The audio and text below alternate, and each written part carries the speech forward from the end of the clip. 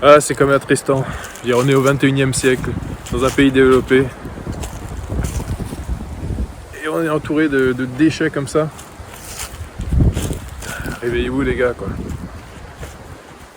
Je pense que au jour d'aujourd'hui, on devrait quand même savoir que quand on jette du plastique par terre, il disparaît pas naturellement. Milou est là-haut. Moi, je me trouve sur cette petite plage ici, là. Sympa. La rivière qui monte beaucoup. On a peur qu'on ne peut plus partir. Santé!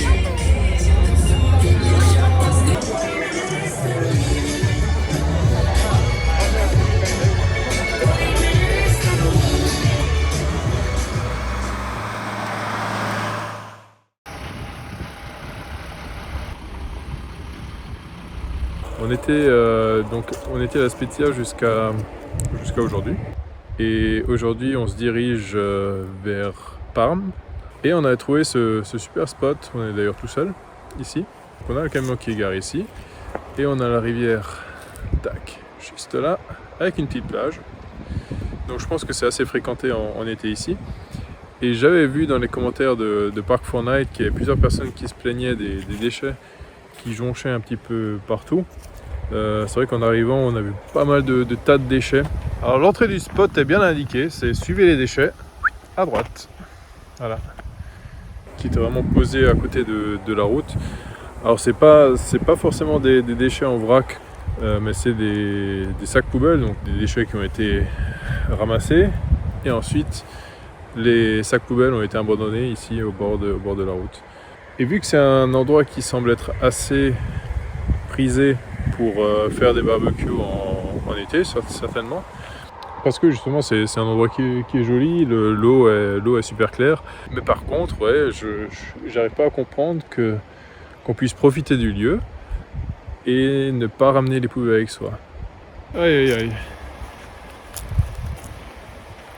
Plus je m'enfonce, plus je découvre des trésors. On va me dire que ça c'est pour faire du camping. Donc là c'est un peu plus que des déchets de camping.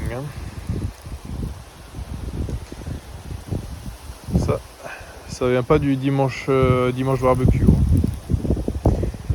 Et aussi qu'on vient pas me dire que ça vient des campeurs. Ah, c'est quand même attristant. Je veux dire, on est au 21e siècle, dans un pays développé. Et on est entouré de déchets comme ça. Réveillez-vous les gars, quoi. Je pense que au jour d'aujourd'hui, on devrait quand même savoir que quand on jette du plastique par terre, il disparaît pas naturellement. Alors au Maroc, ça nous avait choqué qu'il y a ces déchets qui traînent un petit peu partout. Mais le problème est quand même un petit peu différent. C'est que bon, déjà là-bas, ils n'ont pas forcément les infrastructures pour pouvoir jeter les poubelles et puis incinérer les déchets. Ce qui n'est pas le cas ici. Donc on va dire qu'ici c'est plutôt inexcusable, alors qu'au Maroc, bon, il y a des circonstances atténuantes. Donc selon les régions au Maroc, ils sont obligés de brûler eux-mêmes les déchets parce qu'il n'y a personne qui vient collecter les poubelles. On ne se rend pas compte en tant qu'Européens de la chance qu'on a d'avoir une fois ou plusieurs fois par semaine la possibilité de mettre juste ces ordures devant la maison et puis qu'elles disparaissent. Alors j'ai quand même en profité pour ramasser les quelques-uns qui traînent un petit peu par terre ici, là derrière, il y a quelques bouteilles par-ci par-là qui traînent. Donc on va dire qu'on va essayer de faire ce qu'on peut avec les moyens qu'on a, mais bon là j'ai pas un camion poubelle, je vais pas pouvoir ramasser tous les tas d'ordures qui sont ici par terre.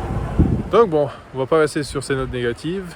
Milou est là-haut, moi je me trouve sur cette petite plage ici, là, sympa, au bord de l'eau, forcément.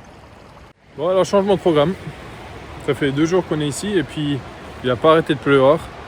Et maintenant je suis en train de tout remballer. Alors j'avais sorti les panneaux, maintenant je suis en train de ranger de nouveau l'échelle parce que vu qu'on est à côté de la rivière, le niveau a sacrément monté. On s'est réveillé ce matin et puis j'étais vraiment surpris de voir à quel point la rivière avait changé. Il y avait hier ici il y avait encore un îlot, donc on pouvait une espèce de presqu'île. On pouvait presque sauter dessus pour être au milieu de la rivière. Et là il n'y a plus rien, Il y a tout qui est complètement recouvert par la rivière.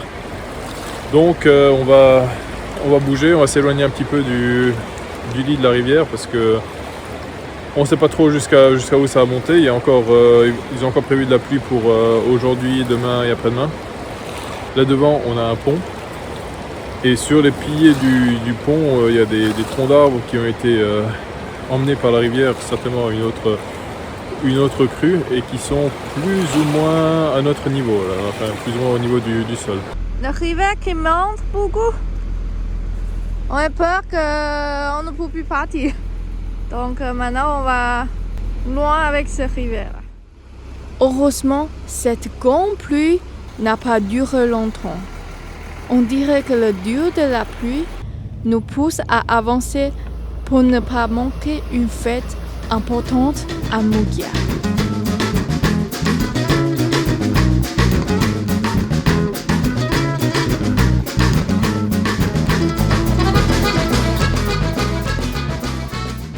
C'est à Muggia, juste après Trieste, donc juste à la frontière avec la Croatie, et aujourd'hui c'est carnaval. Cette année marque la 70e édition du carnaval de Muggia, qui a connu ses débuts en 1954. Les festivités se déroulent tout au long de la semaine, avec en clôture l'événement le plus attendu, la grande cavalcade. 8 équipes s'attellent à perpétuer la tradition de ce théâtre mobile de rue, avec pas moins de 2000 figurants et 9 orchestres. Chaque équipe travaille durement pour présenter des chars et des costumes méticuleusement confectionnés. Plusieurs thèmes sont abordés cette année, entre autres le cinéma, les cultures et traditions du monde, l'environnement et d'autres thèmes politiques que nous ne maîtrisons pas.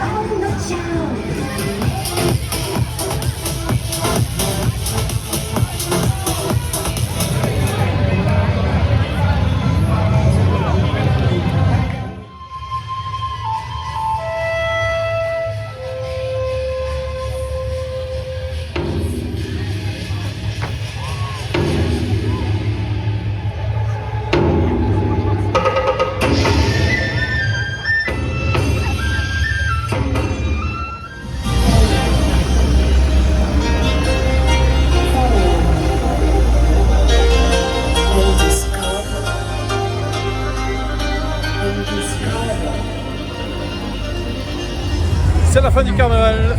On est à Muggia. On a bonne chance parce que hier on est arrivé ici et puis heureusement aujourd'hui il y a carnaval. Ouais, ça a été déplacé. Normalement c'était prévu la semaine dernière et ils l'ont déplacé à cause du mauvais temps, donc vraiment un coup de bol pour nous. Vraiment bonne chance. Et puis ça prend 3 heures au moins. Circulation 4 heures. Ouais. Ça va durer 4 heures. J'ai jamais vu C'est vraiment incroyable. Ouais, il y a vraiment beaucoup et puis vraiment super. Généralement je suis pas fan des carnavals, mais celui-là il était vraiment sympa. Cool, bonne chance. Ouais. Maintenant, c'est l'heure de la bière. Okay.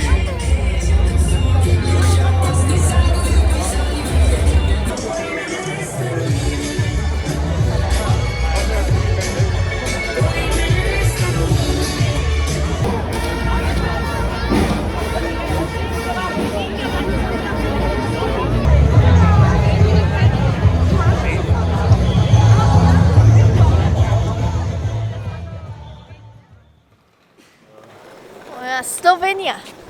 Alors hier en fait on était vraiment juste à la frontière quand on était à Muggia, où on a vu le carnaval.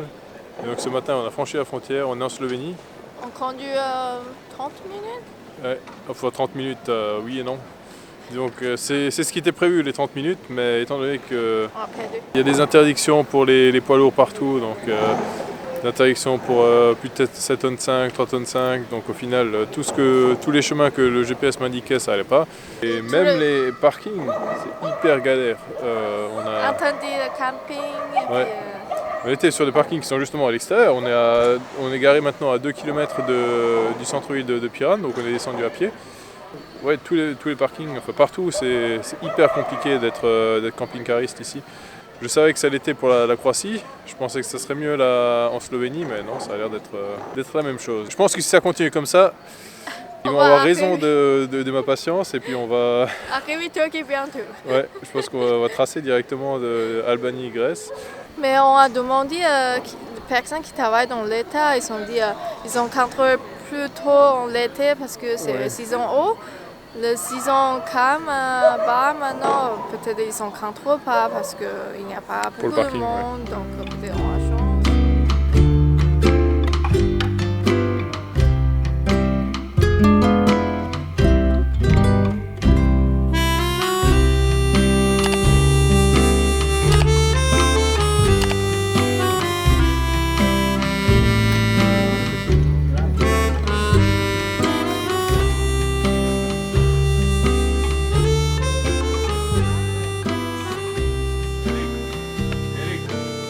Ensuite, petit calamar, frites et le poisson c'est du bar. Super.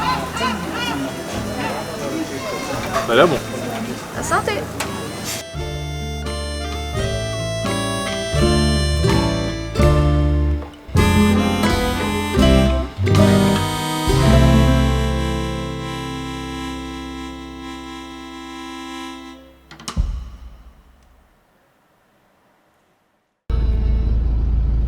Génial, et maintenant? Oh, fais chier! Putain, on le voit quoi! Regarde, on voit le château et puis moitié dans le Dans la grotte. grotte.